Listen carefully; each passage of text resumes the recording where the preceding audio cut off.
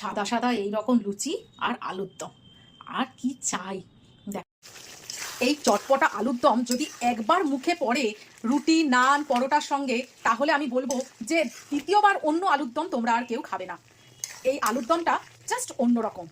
পারলে আমার রেসিপিটা দেখে একবার অন্তত বাড়িতে করো। কেমন? চলো তাহলে আমার রান্নাঘরে আমি কেমন করে এই আলুর দমটা করছি তোমাদের দেখাই। প্রথমে প্রেসার কুকারে নুন আর জল দিয়ে ভালো করে আলুগুলো সেদ্ধ করে নিয়েছি। এবার আলুর খোসাগুলো সুন্দর করে ছাড়িয়ে নেবো। এই পাশে কড়াইতে আমি তেল গরম করতে দিয়েছি। সর্ষের তেলই কিন্তু আমি ব্যবহার করব এই রান্নাটার জন্য। আর একটা শুকনো লঙ্কা ফোড়ন দিলাম, সঙ্গে সামান্য একটু সর্ষে আর জিরে, গোটা জিরে। এবার দিয়ে দেবো সামান্য একটু গোটা গরম মশলা। ফোড়ন থেকে সুন্দর একটা গন্ধ বেরিয়েছে, এর মধ্যে আমি কারি পাতা দিয়ে দেবো কিছু। কারি পাতা অবশ্যই দেবে, তাহলে কিন্তু এর কারি পাতার যে ফ্লেভারটা এই তরকারিতে খুব ভালো যায়। একটু হিং দিয়ে দিলাম। এইবারে আলুগুলো দিয়ে দিলাম, একটু ভাজা ভাজা করে নেব। এর মধ্যে দিয়ে দিচ্ছি সামান্য একটু হলুদ আর প্রয়োজন মতো নুন। এবার এটা সুন্দর করে ভাজা হবে। আলু অলরেডি আমার ভালোভাবে সেদ্ধ করা আছে, তাই জন্য সেদ্ধর দিক থেকে আমার কোনো অসুবিধা হবে না।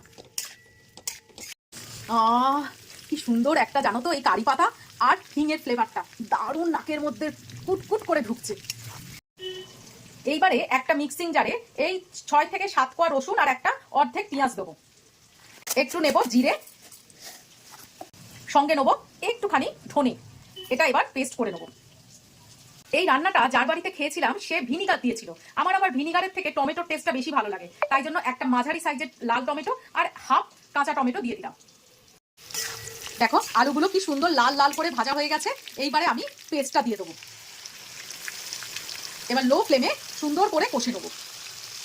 ও দেখেই যেন কেমন লাগছে। ও দারুণ দারুণ। শীতকালে এই ছোট ছোট আলুর দম খেতে না দারুণ লাগে। নানা রকম করে প্রিপারেশন করো, আর এক্সপেরিমেন্ট করতে অসুবিধা কিসের? আমরা যা রান্না জানি মোটামুটি এদিক ওদিক করলেও খারাপ খেতে লাগবে না। মশলাটা কষতে কষতেই আমি কিছু ড্রাই মশলা দিয়ে দেবো। এর মধ্যে আছে সামান্য একটু লঙ্কার গুঁড়ো, কালারের জন্য কাশ্মীরি লাল লঙ্কার গুঁড়ো দেবো। এবার একটা জিনিস দিচ্ছি, সেটা হচ্ছে দিতেও পারো নাও দিতে পারো, চাট মশলা। দারুণ খেতে লাগে। এই চাট মশলাটা দিলেই না একদম টেস্টটা অন্যরকম হয়ে যায়। অন্যান্য আলুর দমের থেকে এই আলুর দমটা পুরোপুরি আলাদা হয়ে যায়, আর খেতেও দুর্দান্ত লাগে।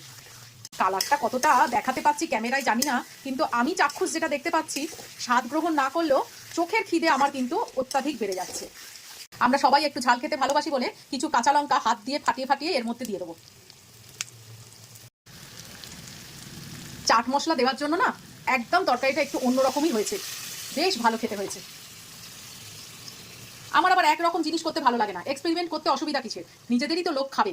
এবার একটু গরম জল দিয়ে দেবো, বেশি জল দেবো না, এই আলুর দমটা একটু মাখা মাখা হবে।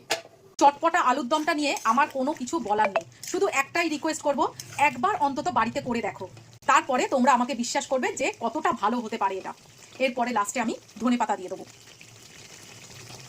চটপটা আলুর দম দিয়ে রুটি, লুচি, নান, তারপরে পরোটা, যাই হোক, তন্দুরি রুটি, যা হোক, শুধু নর্মাল ভাত ছাড়া সব কিছু ভালো লাগবে। তো কেমন লাগলো অবশ্যই জানিও। কালকে আবার অন্য একটা রেসিপি নিয়ে তোমাদের সবার কাছে হাজির হব। তো টাটা।